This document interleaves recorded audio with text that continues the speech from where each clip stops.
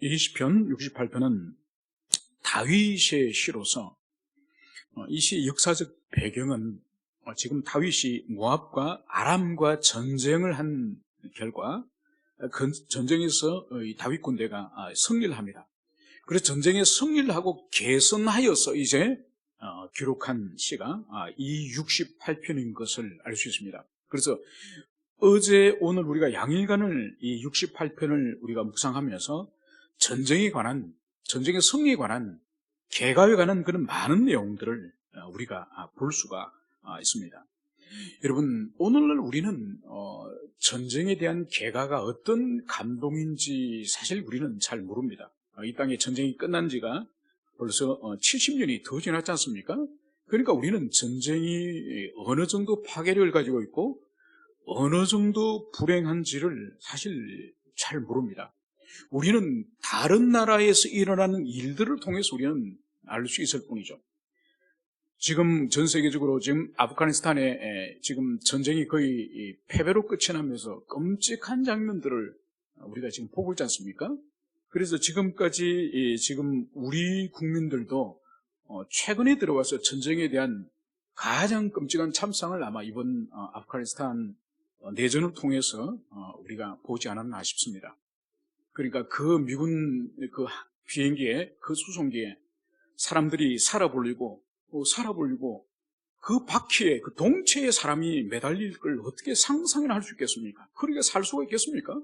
그 동체에 매달려 가다가 수백 미터 위에서 비행기에서 이제 떨어져가지고 그 땅에 그 사람이 떨어지는 충격이 얼마나 컸던지 주변에 있는 사람이 들을 때 무슨 큰 어떤 가스탱크가 폭발하는 같은 그런 큰 폭발음이 들릴 정도로 그 높은 하늘에서 사람이 떨어져 그 몸이 터지니 엄청난 충격이 나지 않았겠습니까?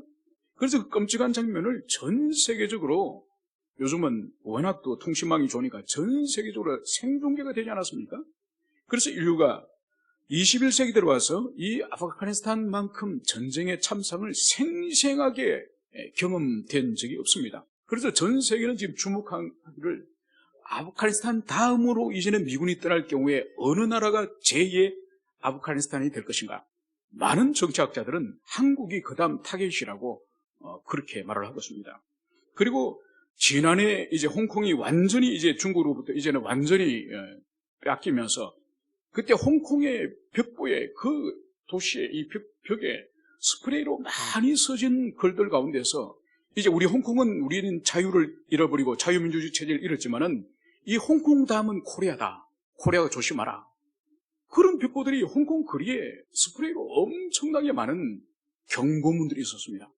그래서 우리 국민들이 전쟁이 과연 얼마나 끔찍한지를 그동안 잊고 지내다가 이번 이 아프가니스탄 사태를 통해서 우리로 하여금 정신을 번쩍 들게 하는 그런 일이라고 볼 수 있습니다.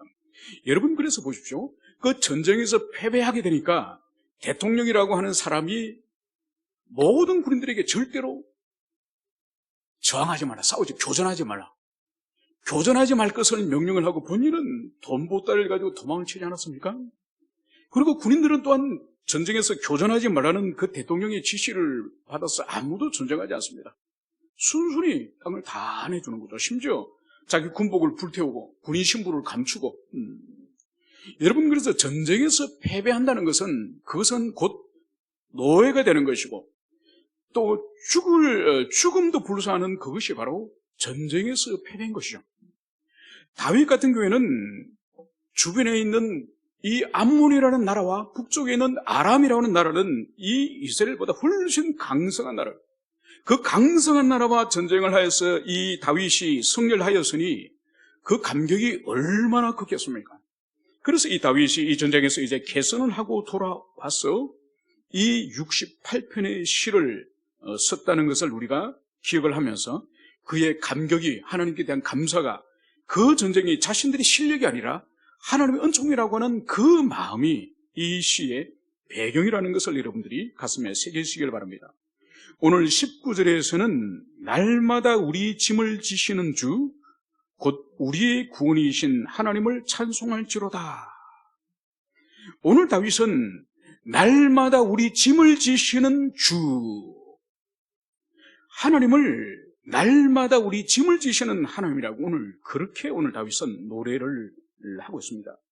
여기서 날마다, 이것은 시간, 날을 의미하는 이 히브리어 욤, 그러니까 날마다, 매 순간, 이런 뜻이죠.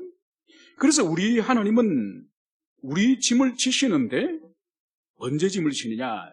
날마다, 매 순간, 매 시간마다 주님은 우리의 짐을 지신다. 이 말씀을 오늘 다윗은 노래를 하고 있습니다. 먼저 여기서 우리의 짐이 도대체 뭘까요?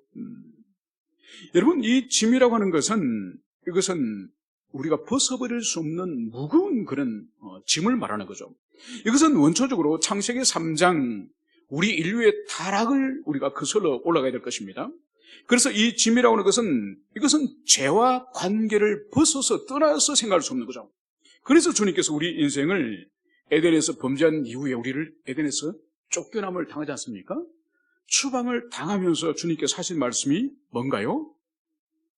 종신토록 수고하여야, 땀을 흘려야 이제 너희들이 먹을 것이다. 여러분, 그래서 이제 에덴에서 쫓겨나고 이 광활한 황폐한 세상으로 우리 인류들이 이제는 쫓겨나오면서 우리 인생은 이 짐으로부터 벗어날 수 없는 그런 비참한 삶이 우리 인생인 거죠. 그래서 우리 인생은 생리적으로 이 세상에 태어나는 그 순간부터 우리는 무거운 짐을 벗어날 수 없는 이 짐을 진 자인 것을 성경은 말씀을 하고 있습니다. 그러나 오늘 다윗은 이 짐을, 날마다 우리 짐을 하나님이 지신다고 오늘 그것을 말씀하십니다. 에덴에서 추방되어지고 에덴에서 쫓겨나면서 이제 그치는 광야로 이제는 쫓겨나면서 우리 인간을 하나님께서는 그냥 방치하지 않으셨습니다. 어떻게 하셨죠? 쫓겨나면서 주님께서는 우리에게 가죽 옷을 지어 입으셨습니다.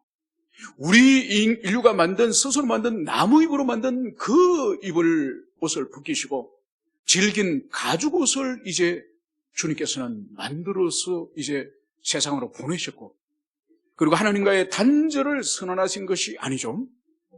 아담과 하와에게 주님께서는 제사의 제도, 제사의 법을 가르치셔서 그들로 하여금 하나님과 그래도 단절되지 않고 만날 수 있는 그 관계의 길을 주님께서는 제사 제도를 통해서 주셨습니다. 그리고 주님께서 또 그들로 하여금 포기하지 않으시고 절망하지 않으시고 주님께서 또 뭘 주셨죠? 자손을 주셨습니다. 자손. 그래서 그 자손을 주셔서 이제 여인의 후손이 와서 뱀의 머리를 상하게 할 것이라고 하는 인류의 대속의 그 말씀을 이루시기 위해서 후손이 이제 태어날 수 있도록 이제 주님께서는 아담과 하와 사이에 후손을 주신 것을 볼 수 있습니다. 여러분, 이것이 바로 뭔가 하니까 에덴에서 쫓겨났고 저주 가운데 떨어졌지만은 주님께서는 방임하지 않으시고 무관심하지 않으시고 그들에게 주님께서는 언약을 주시면서 그 언약을 어긴 그들을 향해서 다시 속죄할 수 있는 죄에 대해 속죄할 수 있는 그런 주님께서는 제사제도와 그리고 계속적으로 그리스도가 오시기까지, 메시아가 오시기까지 주님께서는 후손이 계속 태어날 수 있도록 역사를 인류에게 허락해 주셨습니다. 여러분, 인류는 타락 그 순간부터 하나님께서 대신 짐을 져주시는 그런 하나님이신 그것을 알 수 있습니다. 그래서 여기서 특별히 날마다 매 순간 짐을 져주셨다는 이것은 출애굽의 상황, 출애굽의 환경에서만큼 더 상세하게 우리에게 알려주는 것은 없습니다. 그래서 날마다 이런 새벽에 광야로 달려나가면은 무엇이 있습니까? 그들이 농사 짓지도 않고, 그들이 씨 뿌리지도 않고, 그들이 땀 흘리지도 않은 하늘의 만나가 밤새 내려가지고 그 광야에 쫙 깔려 있습니다. 그걸 거두어서 온 가족들이 먹을 수 있는 그 양식을 주님이 주셨습니다. 그리고 그들이 목이 마를 때는 반석의 물을 주님께서 깨뜨리셔서 그들로 하여금 물을 마시게 하셨습니다. 그리고 그들이 낮에는 더울까봐 하늘에 구름 기둥을 통해서 그들을 시원케 하고, 밤에는 그들이 추울까봐 주님께서는 불기둥으로서 그들의 모든 삶을 주님께서는 보호하시고 도우신 그 날마다 짐을 지시는 그 하나님이신 것을 우리는 알 수 있습니다. 이것은 그리스도 예수를 통해서 절정으로 보여주셨죠. 주님 오셔서 배고픈 자에게는 먹이실 뿐만 아니라 병든 자에게 고치시고 귀신 들린 자에게는 귀신을 쫓아주시고 그들로 하여금 인간관계에서 소외되어서 모든 사람 앞에 부끄러움을 가지고 설 수 없는 그런 여인을 향해서는 그 내면에 그 죄책감으로부터 자유할 수 있는 그 양심의 자유를 주님께서 풀어놓아주지 않으셨습니까?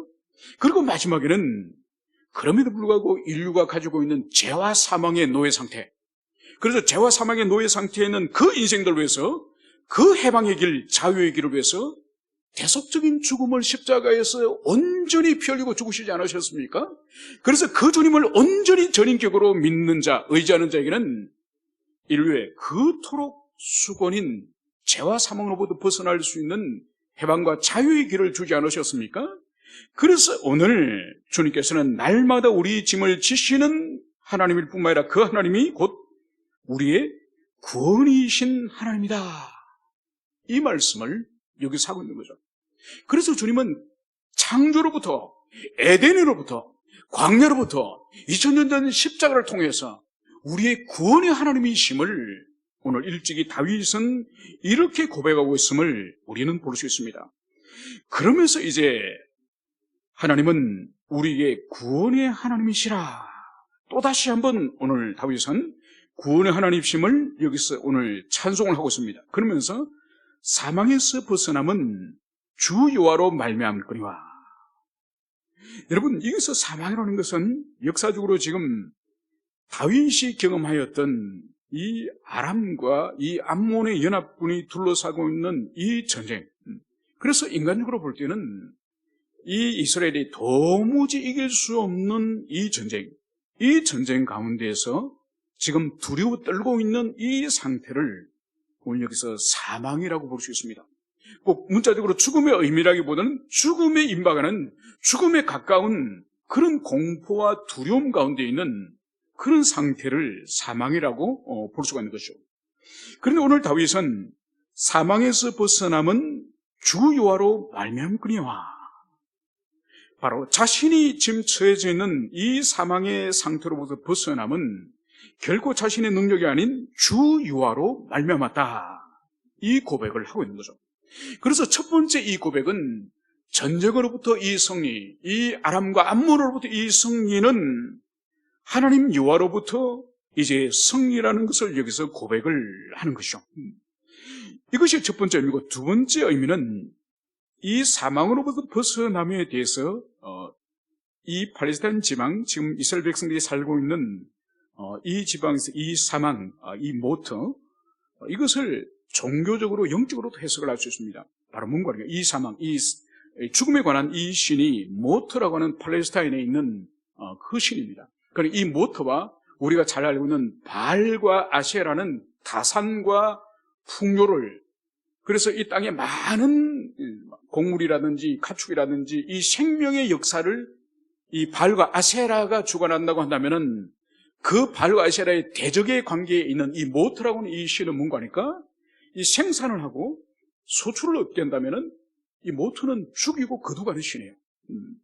그래서 오늘 여기서 두 번째로 해석할 수 있는 것이 이 사망, 이것을 모터로 만약 해석한다고 한다면 이 모터신, 이 팔레스타인의 이 죽음의 신을 이기는, 이 죽음의 신으로부터 벗어나는 것은 바알과 아세라가 아니라 오늘 바로 주 여호와로 말미암은 것이다, 이렇게 또 해석을 할 수 있는 거죠. 어떻게 해석을 하든지 간에 다 가능합니다. 다 가능하고 두 가지를 다 같이 해석을 해도 문제가 없습니다. 아무튼 오늘 다윗의 고백은 전쟁에서 원수들로부터 포위가 되어 있어서 거기로부터 구원을 얻는 그 구원이 여호와로부터 말미암든지, 아니면은 이 지상에 많은 하나님이 주시는 여러 가지 생산물들, 여러 가지 자연 생산물들, 여러 가지 생명들, 이것을 앗아가는 이 사망의 신, 이 모토로부터 구원을 받는 것은 바알과 아세라를 믿는 것이 아니라 주 여호와 하나님의 권능에 달린 것이다, 이 신앙 고백을 하더라도 무방하다고 볼 수가 있습니다. 여러분, 이것은 오늘날 우리들에게 있어서도 마찬가지입니다. 우리 그리스도인들이 내면에 실제로 파고 들어가 보면은 입으로 신앙 고백하는 것과 삶의 고백의 차이가 많은 사람들을 많이 볼 수가 있습니다. 그러니까 교회에서 신앙생활을 하면서, 교회에서는 함께 신앙생활을 하면서 자기의 주관자가 하나님이라고 고백하고, 자기 인생의 왕자에서 하나님이 다스려 주기를 소망하고, 자기의 가정의 문제, 경제적인 문제, 자기의 건강의 문제, 자기의 어떤 장래의 문제, 이 모든 문제를 하나님께 의탁한다고 입으로는 고백하지만은 실제로는 삶으로 고백하지 않는 사람들이 얼마나 많은지 모릅니다. 오늘 다윗이 오늘 보십시오. 날마다 우리 짐을 지시는 하나님, 우리 짐을 지신다고 고백하는데, 여러분, 짐을 우리 자신이 모두 지려고 하는 사람들이 얼마나 많은지 모릅니다. 얼마나. 그래서 우리 예수님께서도 마태복음에서 11장에서 말씀하지 않으셨습니까? 수고하고 무거운 짐진들아 다 내게로 오라. 내가 너희를 쉬게 하리라. 여러분, 주님께서 우리에게 수고하고 무거운 짐을 주님께 가져 나오기를 원하셨습니다. 그리고 주님께 맡기기를 주님은 원하십니다. 그래서 쉼과 안식을 그리스도 안에서 누리기를 원하시는 거죠. 그래서 여호와께서도 주님께서도 당신의 짐은 멍에는 쉽고 가볍다. 그래서 우리에게 당신의 멍에인 쉽고 가벼운 멍에를 우리가 매기를 원하고, 우리의 무거운 짐은 주님께 주기를, 드리기를, 그것을 주님 원하는 거죠. 그런데 이것을 실천하지 못하는 사람들이 얼마나 많은지 모릅니다. 그래서 자신이 그 무거운 짐을 끝까지 자신이 져야, 자신이 책임을 지고 져야 된다고 생각을 하는 거죠. 여러분, 이것은 불신앙이에요, 불신앙. 이건 하나님께 대한 불순종이에요. 이건 죄예요, 죄. 이건 하나님이 기뻐하지 않습니다. 주님이 말씀하신 것은 우리에게 참고사항으로 참고하라고 말씀하신 것이 아니에요. 그대로 단순히 순종하고 단순히 지키기를 주님께서는 우리에게 원하시는 거지. 그래서 우리 인생의 자녀의 문제, 우리 육체 질병의 문제, 우리 자신의 어떤 직장의 문제, 우리 자신의 어떤 건강의 문제, 모든 무슨 문제든지 그 짐을 우리 하나님 아버지 지신다니까요. 지시는데 왜 그것을 맡겨드리지 않고 자신이 꾸역꾸역 예배 드릴 때는 주님께 마치 내어놓는 것처럼 내어놓다가 교회 문 밖에 나가면 다 다시 짊어지고, 그렇게 살면 안 된다는 거예요. 그래서 오늘 다윗은 이제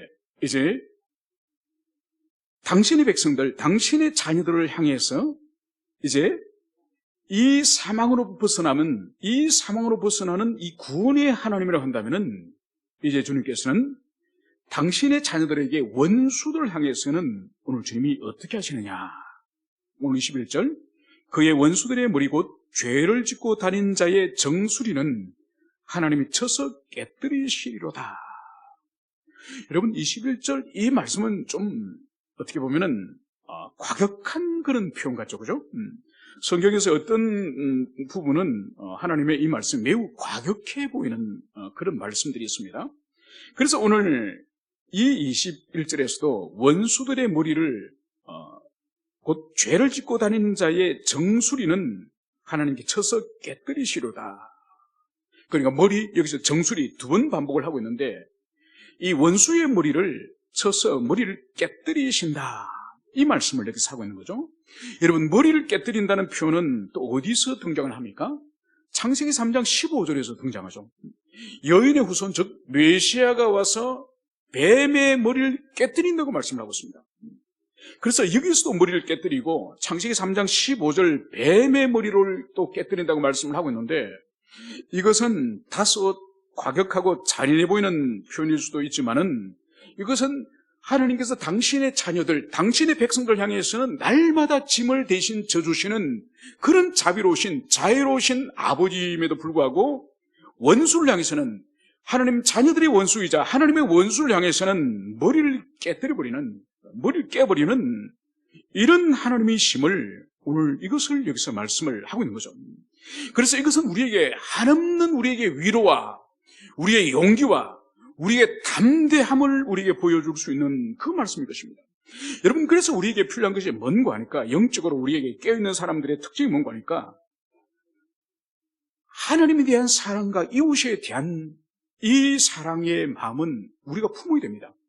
그래서 하나님께서 가지고 계시는 마음, 하나님께서 당신의 자녀들이나 당신의 백성들이나 함께 그리스도 안에 있는 자들 향해서는 한없는 우리의 자유로움이 우리에게 필요하고, 그런데 하나님이 분노하시고 하나님이 진노하시는 죄에 대해서, 또 하나님의 원수에 대해서, 사단에 대해서, 악에 대해서, 이런 부분에 대해서는 하나님이 진노하시는 것처럼, 오늘 본문에 의하면 하나님께서 머리를 깨뜨리시는 것처럼 죄와 악에 대해서는, 사단에 대해서는, 거기에 대해서는 우리 또한 동일한 하나님의 마음을 품고 진노의 마음을 가져야 되는 거예요.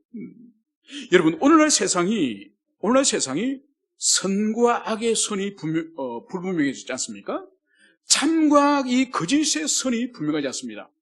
또 공의와 불의의 선이 희미합니다. 오늘날 이 다원주의 세상은 그냥 네가 하고 싶은 게 그것이 가장 소중한 것이고, 네가 옳은 것이 그것이 참 정의고 진리다. 그래서 세상의 중심은 너다. 너의 느낌이 그것이 진실이다. 너가 느끼는 대로 말하고, 느끼는 대로 생각하고, 느끼는 대로 판단해라. 너가 세상의 중심이다. 여러분, 이것이 오늘날 세상의 인본주의, 상대주의가 이것이 교회 안에까지 들어왔습니다. 교회 안에까지 들어와서 교회 안에서도 자기가 판단하고 자기가 생각하는 것이 그것이 진리예요. 진리라고 생각하는 겁니다. 자기가 옳다는 그것이 옳은 거예요. 여러분, 우리 그리스도 안에 있는 자들은 우리의 언행심사, 즉 우리의 말과 행동과 생각과 이 모든 것들이 진리를 근거로 해서 이 진리의 검증과 진리의 지지를 받을 때에 그것이 참이고 그것이 옳고 그것이 진리예요. 그래서 우리 그리스도인은 끊임없이 이 시대의 시대 정신에 저항하는 사람이 우리 그리스도인. 저항하지 못하고 함께 그 물의 시류에 흘려서 휩쓸려 간다면 우리는 참된 그리스도인을 할 수 없습니다. 그래서 바울 사도도 중생자, 이 거듭난 자의 본질적인 특징을 지식에까지 이르기까지 새롭게 된 자라고 말씀하는 거예요. 그 지식은 바로 우리의 가치관, 세계관을 말하는 거죠. 그래서 이 세상에서 유행하는, 지금 유통되어지고 생산되어지는, 그래서 방송과 언론에서 나오는 이 세상적인 그런 가치관에 우리가 감염되어지고 오염되어져서 그대로 보고 그대로 말한다면 우리는 거듭난 사람이 아니에요. 우리는 세상과 전혀 다른 사상체계와 가치체계와 우리는 그런 영적인 본성을 가진 사람이 우리예요. 그렇지 않고 세상에 다수가 박수를 치고 다수가 원하고 다수가 좋아하는 그 길을 따라간다면 우리는 교회를 떠나야 되는 거죠. 바로 우리 교회는 주님의 거룩한 몸이에요. 그렇기 때문에 주님을 머리로 하기 때문에 주님의 계시가 우리의 정신이 되고 우리의 혼이 될 때에 우리는 참다운 하나님의 자녀가 될 수 있는 것임을, 그것을 우리가 가슴에 새기시기를 축원합니다. 그러면서 이제 오늘 22절, 23절에서는 주께서 말씀하시기를 내가 그들을 바산에서 돌아오게 하며 바다 깊은 곳에서 도로 나오게 하고, 오늘 주님께서는 내가 그들을 바산에서 돌아오고 바다 깊은 곳에서 도로 나오게 하겠다는 이 말씀이 뭘까요? 여기서 그들은 하나님의 대적, 교회의 대적인 원수를 말하는 거예요. 그 원수들이 이 바산이라고 하는 것은 이스라엘 백성들이 살아가던 그 팔레스타인의 그 산악지역, 그 산악지역 가운데서도 가장 험하고 깊은 곳이 이 바산 지역입니다. 그래서 이곳은 한번 전쟁을 하러 여기로 숨어 들어가면 도무지 함락을 시킬 수 없는 그런 곳이 이 바산이에요. 그래서 하나님의 원수들이 이 바산이라고 하는 이 높은 산골짜기 산맥으로 숨어들더라도 오늘 하나님께서는 어떻게 한다고요? 들어가더라도 나오게 하고, 그리고 바다 깊은 곳에서, 그리고 하나님 원수들이 심지어 바다 깊은 곳에서 숨어 있다 할지라도 주님께서는 그들을 찾아내시겠다, 이 말씀을 여기서 하고 있습니다. 여러분, 이것은 뭔가 하니까 우리 인간적인 사람의 힘으로서 다윗의 힘으로서 절대로 이 암몬이나 이 아람 군대를 절대로 이길 수 없는 거죠. 그들이 이 깊은 바다 속에 숨어 있고 바산 같은 그런 산맥 속에 숨어 있을 때 어떻게 다윗의 군대가 그들을 쳐서 이길 수가 있겠습니까? 그런데 오늘 하나님께서 그들이 바산에 들어가 있고 그들이 깊은 바다 속에 있다 할지라도 주님이 찾아내실 것임을, 그것을 여기서 말씀을 하고 있는 거죠. 그래서 하나님의 완전한 이 능력, 완전한 신성을 여기서 오늘 다윗이 고백을 하고 있는 것을 볼 수 있습니다. 그러면서 오늘 주님께서는 이들을 향해서 어떻게 심판하실지 오늘 23절에서 이렇게 말씀을 하십니다. 내가 그들을 심히 치고 그들의 피에 내 발을 잠그게 하며 내 집의 개의 혀로 내 원수들에게서 제 분깃을 얻게 하리라 하시도다. 오늘 이 하나님의 이 은택을 입은 하나님께로부터 능력을 받은 이 오늘 다윗이 오늘 그들을 심히 치고 하나님의 백성들이 그 악인들을 심히 치고 그래서 그들의 피에 내 발을 잠그게 하며 개의 혀로 원수들에게서 제 분깃을 얻게 하리라. 여러분 23절 또한 끔찍한 무시무시한 그런 표현이 여기에 등장합니다. 이 원수들을 이제 쳐서 이 원수들을 살육한 것이 그들의 피 흘림이 얼마나 심하든지 이 하나님의 백성들의 발에 이 피가 잠김을, 피가 그 강을 이루어서 피가 잠김을 여기서 오늘 이것을 말씀을 하고 있습니다. 여러분 요한계시록에서 이런 장면이 등장하지 않습니까? 요한계시록 14장에 가면은 천사의 두 추수가 등장합니다. 천사가 낯을 첫 번째 휘두를 때에 이 땅에 있는 곡식을 이제 다 베어서 하나님의 천국 창고에 이 곡식을 이제 드리는 그 장면이 나옵니다. 곡식 추수는 의미가 바로 뭔가 하니까 이 하나님의 천사의 낯을 휘두를 때에 택한 백성들, 하나님의 신실한 자녀들을 이제 거두어서 천국 창고로 드리는 장면이고, 두 번째 천사가 이제 낯을 휘둘 때는 곡식이 아닌 포도를 이제 추수하는 거죠. 포도를 추수해서 그 포도를 포도주 틀에 던져서 이제 포도를 밟습니다.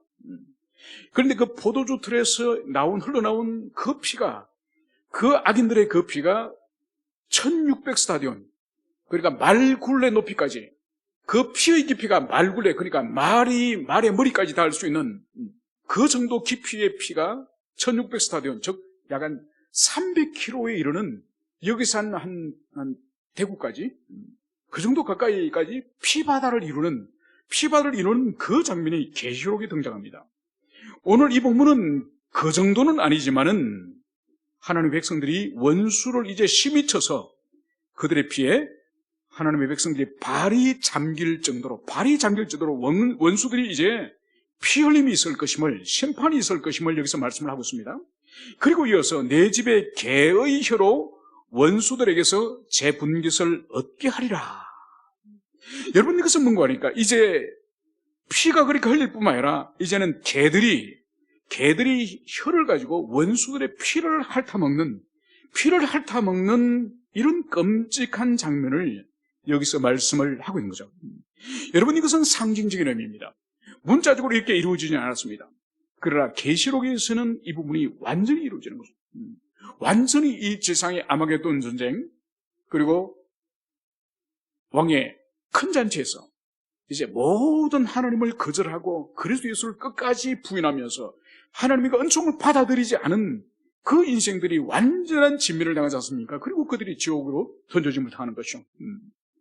오늘 우리 이 말씀을 통해서 하나님께서는 당신의 백성을 향해서는 날마다 짐을 져주시는, 날마다 그들의 삶을 살피고 그들의 삶의 필요를 공급해 주시고 그들의 삶을 보호하시는 하나님이심을 말씀하시고, 그러나 하나님을 대적하고 교회를 대적하는 그 세력을 향해서는 주님께서는 무자비하게 그들의 더 이상 용서와 더 이상 그들의 자비를 베풀지 않고 그들의 피 흘림이 이제 발에까지, 언약의 백성들의 발에까지 이를 정도로, 그리고 그들의 피를 개가 핥아먹을 정도로 하나님께서는 악인과 원수들에 대해서는 그들에게 하나님이 반드시 심판하신다는 그것을 오늘 여기서 보여주고 있습니다. 그러므로 우리가 오늘 말씀을 이제 정리하면서 이 68편에서 오늘 드러나고 있는 것은 오늘 68편 5절에서 그의 거룩한 처소에 계신 하나님은 고아와 고아의 아버지며 과부의 재판장이라. 이 68편에서 하나님의 성품이 드러난 두 가지 성품은 바로 거룩한 처소에 계시는 초월하신 하나님이시고, 그러나 고아와 과부의 아버지로서, 보호자로서 끊임없이 이 땅을 살피시고 또 보호하시고 언약의 백성들을 주님께서는 지키시는 좋으신 아버지. 그래서 오늘 이 68편에서 등장하는 하나님의 속성은 초월하신 하나님, 모든 만물과 당신이 지으신 피조세계와는 초월하셔서 거룩한 처소에 계시는 하나님. 그러나 이 땅에 오셔서 주님께서는 고아와 과부의 그 삶을 돌아보고 또 날마다 당신의 백성들의 짐을 대신 져주시는 그 좋으신 아버지라는 것을 우리가 가슴에 새기게 될 것입니다. 그래서 이것 또한 우리 그리스도인의 이 땅에서 우리의 삶 또한 하나님의 성품이 초월성과 내재성을 가지고 있던 것처럼 우리 그리스도인 삶 또한 초월적인 삶과 함께 내재적인 삶을 함께 살아야 되는 거죠. 그래서 우리에게 주시는 모든 일상의 영역들, 우리가 가정이라든지 직장이라든지 모든 일상의 영역, 일반 은총의 영역에 대해서 우리 성도들이 온 힘을 다하여 살아야 됩니다.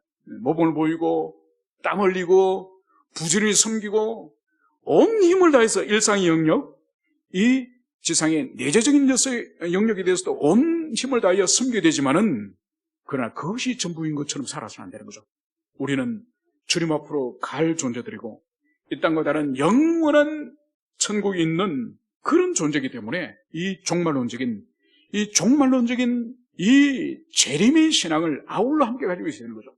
그래서 이 내재적인 신앙과 이 종말론적인 이 재림 신앙이 긴장을 이루면서 우리가 살아갈 때에 그것이 바로 성경적인 우리 그리스도인의 삶이고 그렇게 살 때에 우리 영육의 복을 얻게 되는 거죠.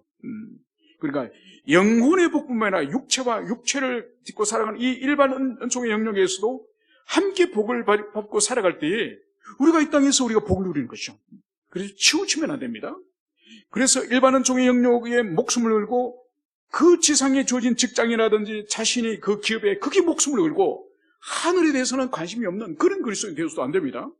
또 반대로 이 땅에서 우리가 마땅히 살아야 될 모든 일반 은총의 영역들, 하나님 주시는 그 영역을 소중히 여기고 이것이 하나님 주신 분복이고 이것에 우리가 공을 들이고 이것에 우리가 힘을 다해서 거기서 주님이 누리게 하시는 그 은혜에 대해서 누리지 못하면 그것 또한 반쪽짜리 인생이에요. 그래서 우리는 영적인 삶에도 온 힘을 다 기울이고 우리에게 주신 가정이라든지 직장이라든지 이 사회와 이 국가의 이 모든 공적인 영역 안에서도 온 힘을 다할 때에 바로 주님이 성경을 통해서 주시고자 하는 그 분복을 우리가 누릴 수 있는 것이죠. 그래서 사랑하는 모든 우리 지체들이 주님이 초월적이시고 내재적이신 분인 것처럼 우리 또한 이 내재적일 뿐만 아니라 초월적인 그런 그리스도인으로서 여러분들이 사시기를 축원합니다. 함께 기도하시겠습니다.